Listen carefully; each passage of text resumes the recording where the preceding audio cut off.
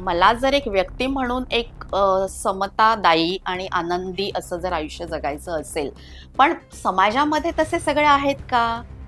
सगळे समूह हे बरोबर आहे. या अर्थाने आपण आपलं फक्त एक मी माझं चार भिंतीचं असं होऊच शकत नाही.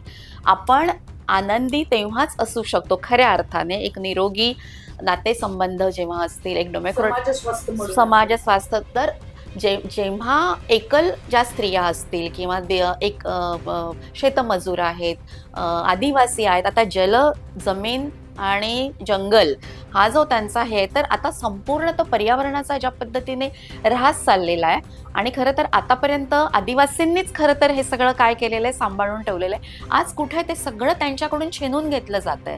म्हणजे आदिवासी स्त्रियांचे प्रश्न असू देत, एकल महिलांचे प्रश्न असू देत, दिव्यांग हा शब्द आम्हाला मान्य नाही म्हणून आम्ही म्हणतो, अन्यथा सक्षम असा एकेकाळी आपण घेतला होता किंवा अपंग म्हणतो.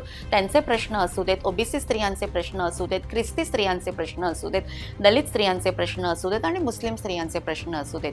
हे प्रश्न आजच्या काळामध्ये जर यांची जर आपण गुंतागुंत बघितली ना, शाहीन बागेमध्ये जो काही हे लढा दिला, मला असं वाटतं की अलीकडच्या गेल्या काही दशकांमधला हा संपूर्ण आपल्या संविधानाने जे मूल्य दिली ना, त्याला गतिमान करणारा आणि खऱ्या अर्थाने संविधानाची बूज राखणारा असा तो लढा होता. म्हणजे अलीकडच्या काळामध्ये या सगळ्या ज्याला आपण अल्पसंख्याक समूह म्हणतो, आणि तो व्यक्तिगत न राहता व्यापक झाला, तो जगामध्ये गेला.